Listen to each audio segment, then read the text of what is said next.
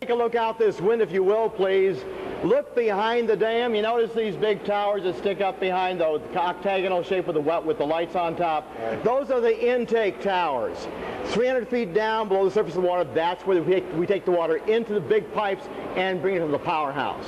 We'll go downstairs. We'll see that a little bit closer when we get downstairs. We're waiting for an elevator to take us down and should be here momentarily. You might just take a look at the rock across the way. Notice that dark color on the opposite side of the canyon wall. People always ask me about earthquakes here. Do you have earthquakes? Well, yes, we do, but they're relatively small.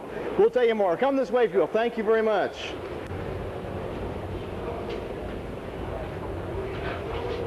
Big Bear Lake 7.2 earthquake happened. That was 6.5 here. I'm Bob Barron, leader of your tour this morning. On behalf of the Bureau of Reclamation, United States Department of the Interior, welcome to Hoover Dam. This is the agency which runs this facility in your behalf, in our behalf, because we all own it. Federal, it's paid for as of 1987.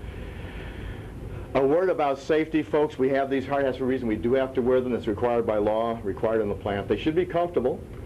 And please watch where you're stepping. We have railroad tracks and equipment out, so please always be aware of your own safety as we go along. There is no smoking, drinking, or eating allowed. That's also because of safety reasons. We're coming down 506 feet right now. Can you feel this thing move? Just barely, right? Takes us 1 minute and 5 seconds. These are not the fastest elevators around. If you've been in that stratosphere, you know that's true. But they are the largest passenger elevators west of the Mississippi. That's what it said on the outside of the box. I like the laughter. It helps start the day in the right way. Almost down. Here we are. Please just step out.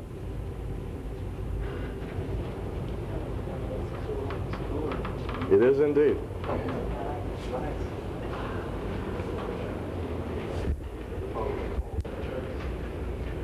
Okay, come this way if you will, please.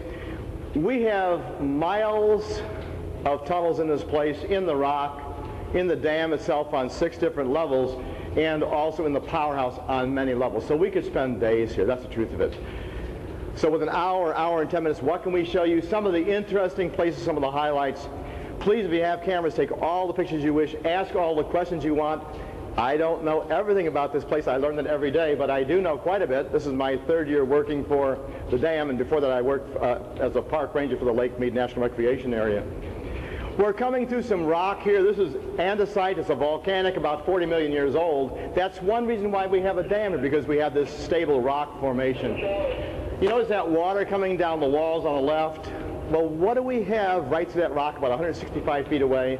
A lake. That's what, Lake Mead. And that water does seep through the rock. It's natural. We'd never call that the L word. Never. The white stuff you see on the walls and ceilings, these are minerals in the water that come out in the rock. Most that's calcium carbonate, but even common table salt, sodium chloride, comes out and gets on these rocks. We're walking up towards the Nevada powerhouse. You know, we have 2 powerhouses here, one in Nevada, one in Arizona, and they're on opposite sides of the Colorado River. So we're going to spend just a little while here in Nevada and then walk over on the other side, right along the dam.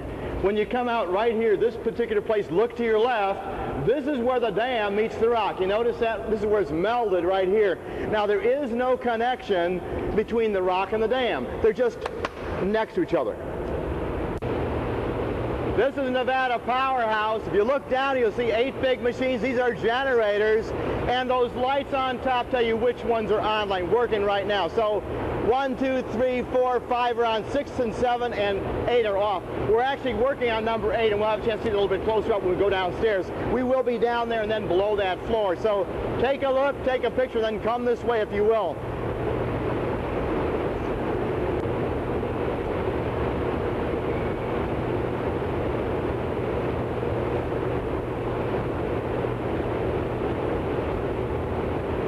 throughout this place are terrazzo marble. What that is, marble chips have been put into concrete and then polished. The floors are actually 2 3/4 inches thick. The designs you'll see throughout the place, these are considered Native American designs, but the artist was not a Native American. That's just his conception of what that sort of thing should look like. This painting on the wall was made at a dam above us. You go 370 miles upstream on the Colorado River. At Page, Arizona, we have another dam. We call that the Glen Canyon Dam. Behind that dam is Lake Powell, and on that lake is the Wowee, where this painting was made. We built the Glen Canyon Dam back in the 50s, and we closed the gates in 1962. That Glen Canyon Dam was built for one main reason. That reason, to prolong the life of this dam, Hoover Dam. Now, how can that happen? It's because if a river, you know this, when a river comes down through the landscape, it doesn't just flow, it brings all sorts of stuff downstream with it, rocks sometimes as big as houses, and saws its way down through the landscape. Also, what comes down, of course, is sand and silt and small stones, and that stuff eventually fills up lakes like we have here behind the dam. So in order to prevent that siltation process, which would make this a useless mud puddle, we built the Glen Canyon Dam to control the river, and that's what it's been doing all these last years.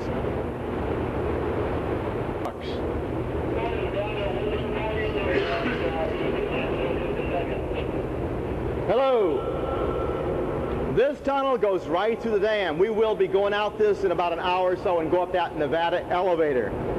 You notice these pretty doors in this place. The aluminum the metal's aluminum alloy.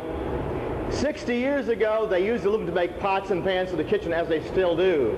But to make doors in that metal was really unusual and innovation. So this is one of the really unique ideas we have in this place. You'll see some other beautiful doors. There's some made of nickel or copper, other metals that they use.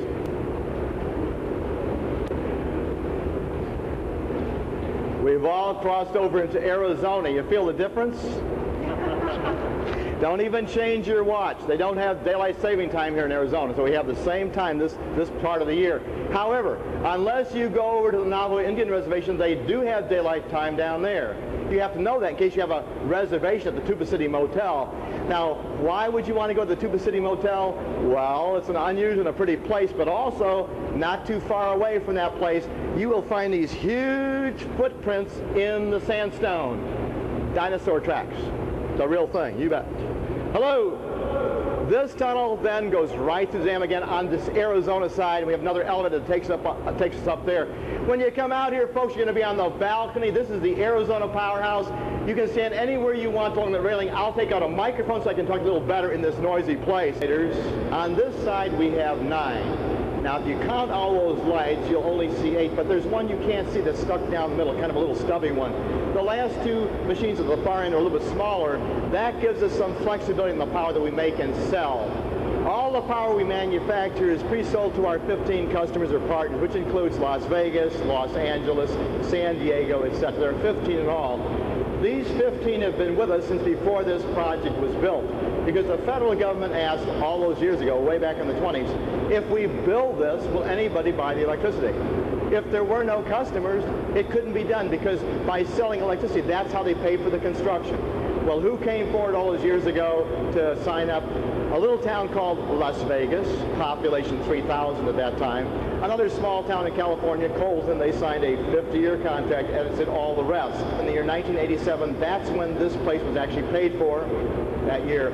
All of our customers then renewed their contracts for another 30 years. So the current contracts will go until the year 2017, 2017. These big machines, we call them Francis-type turbines. What we have is a shaft that's 38 inches in diameter and 65 feet high. So we can only see the topmost 35 feet or so. This is the generator portion.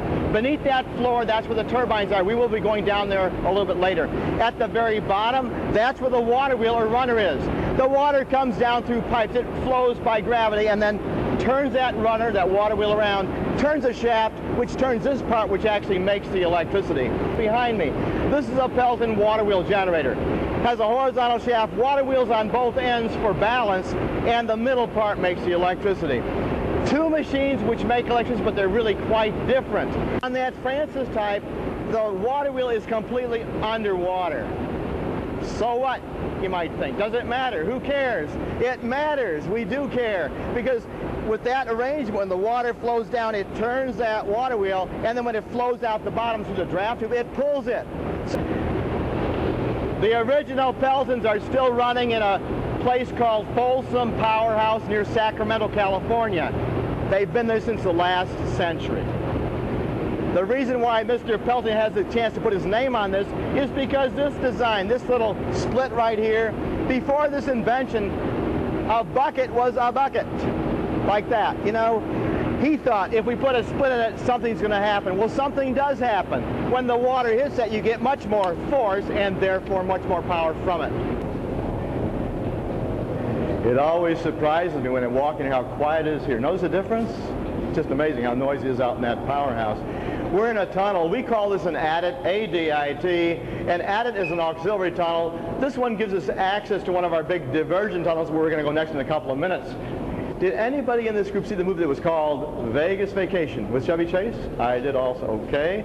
Anybody see the one that was called Fools Rush In? Okay, I did too. How about Mars Attacks? No? Okay. I mentioned the movies because they make lots of films here in this place and around. That if you saw Mars Attacks, those soldiers and the thing, a lot of them were our employees working as extras on their days off, of course. They get $50 a day plus food. There's another film coming out here pretty soon. It's called Top of the World with Tia Carrere, Dennis Hopper, and Peter Weller. If you see that film, what you see on the screen really happened. It's an action-adventure film. You know, some of the films, they can fake it. They got computers and blue screens, but with that one, the action on the face of the dam really happened. They fought on that thing, they repelled, and I watched it for a while. Of course, the people you see there are not the main actors, but they're stunt doubles, stand-ins, and whatever.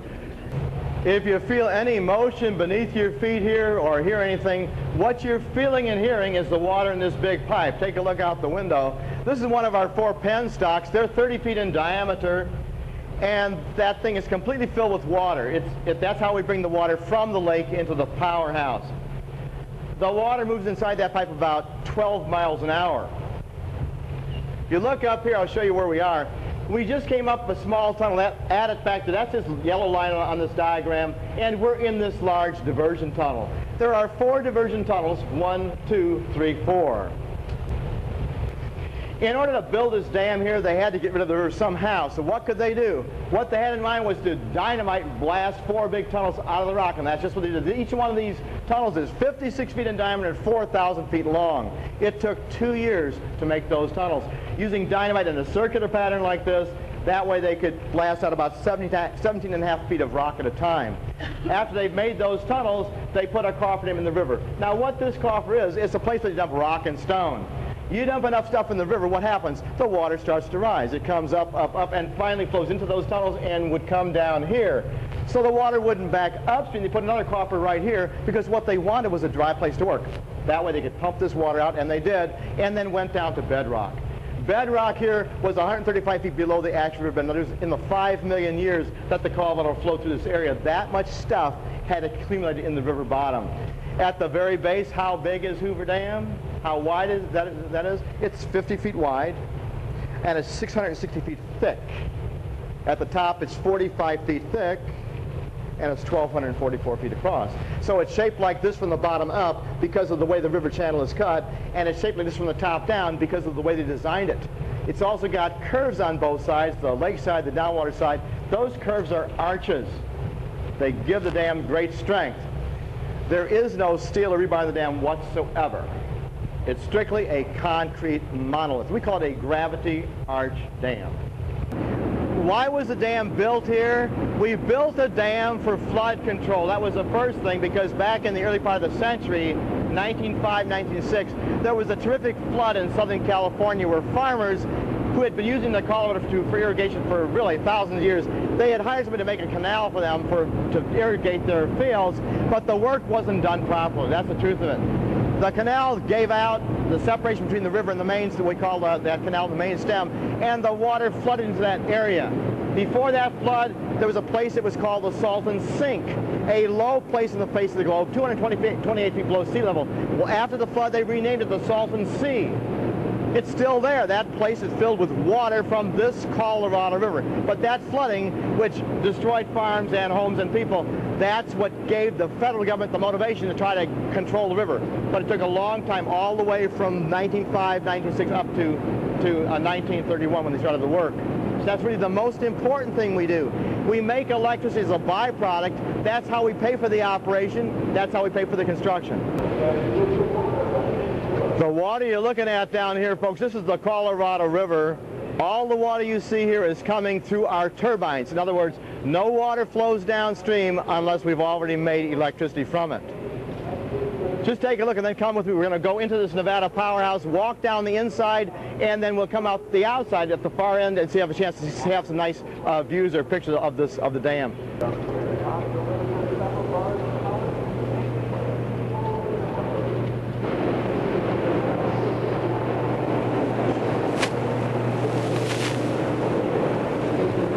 This side we have a plate that tells you who made the generator. That will usually be either Westinghouse or General Electric.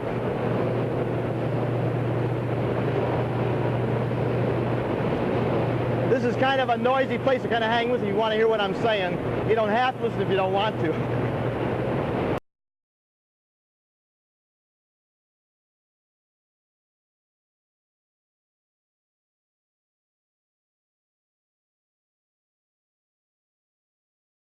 This platform here can hold a fully loaded train boxcar and be picked up. That's 150-ton capacity. That's what the cableway is. That's from the original construction of the dam. We used to have 9 cableways. When they were building this, we only have 1 left. That one. On the side of the canyon wall, there's a concrete building with 6 holes on that side, 1 on this side also. Those are old needle valves. If you see our movie we show up in our little exhibit theater up there, you'll see the water squirting out quite dramatically. Well, you won't see it that way today. That's a bypass system. In other words, in the period, especially when we were putting our machines together from 1936 to 1961, we had to get water downstream to farmers. How can we do that? We only had 2 machines operating in 36, and the water is blocked by the dam. So we let it come into our pipes and we let it poke out those places to get that water downstream. We haven't used those valves in decades. I feel a little breeze coming up here. Gee, that feels nice. The weather is actually pretty mild. 2 weeks ago it was 115 out here, 120. Here's a place you get that nice shot of the dam if you want one.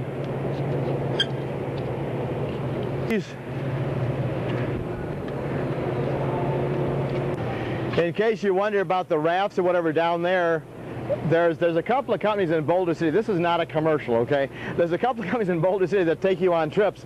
There's one that does it with the rafts, one uses kayaks and canoes, and they're both right near the McDonald's up there in town. We took our own staff down there about a year ago in the fall in kayaks and canoes. It's just really a beautiful and a wonderful place to be. You look at this desert, you might not really know sometimes what's beyond, but if you go down river here, there's little beaches, there are hot springs, which are very nice, especially in the cool times of the year, and it's a whole different world. There are the wildlife's out there. You see the bighorn sheep and other stuff. It's really quite wonderful. 53 degrees year-round. Even on the hottest summer day, that water's 53 because we take it from 300 feet down the lake. At that depth, the water never, ever warms up. If you go swimming at one of those beaches today, it's about 81 degrees there, but down below, it is cold. Does that surprise you? The reason is, he knows already, we take the water so deep that fish can't live there. Not enough oxygen, that's the main limiter. You know, fish, I think, are more finicky than people. We have striped bass in the lake, we have striped bass down here in the river. On the coast in California, the stripers go up and down, you know, from the ocean to the rivers and back and forth. In this big lake, there's only 2% of that lake where the stripers can survive. Now, does that surprise you? That surprised me. They're really quite finicky in where they live.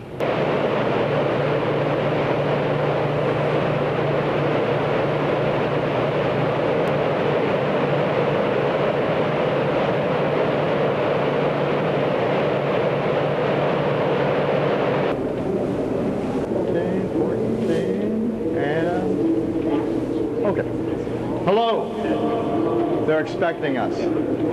We're inside the dam and walking back towards the lake. When you get a view of the end of the tunnel back here, folks, 118 feet behind that wall is where the lake is. So we're not under the water, we're inside the dam and walking towards the lake. This is a visitor's gallery.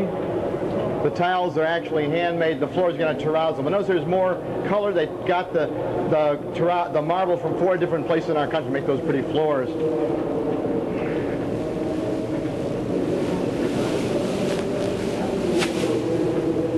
But the hardest job was to make those transitions. See that where it goes from a smaller to a bigger? That was just horrible.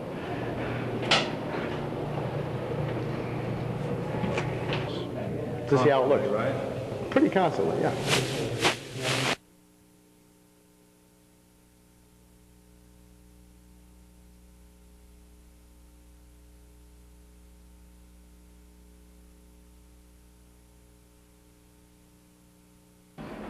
We've been together for an hour and 15 minutes at least. They're visible. It's the first dam of its type in the world. It's still the most famous dam in the entire world. Step out here, please. I have to send this elevator back down, so please step out around me.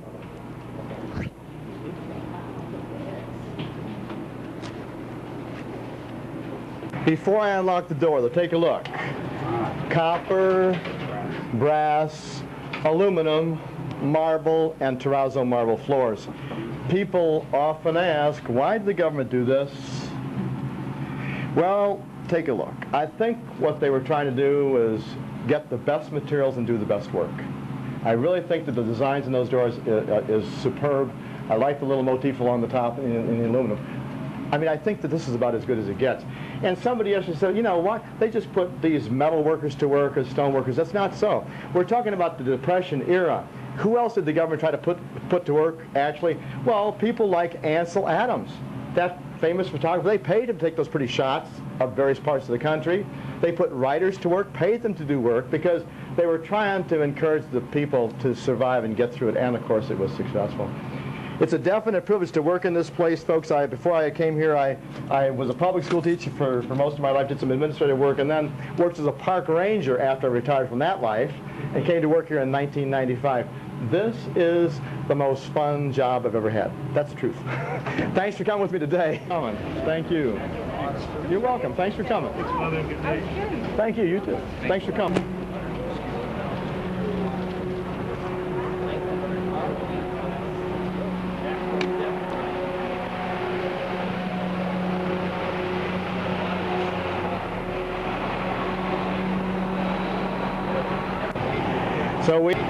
So we end our tour on top of the dam, overlooking Lake Mead, which backs up here 115 miles. What a gorgeous day this is.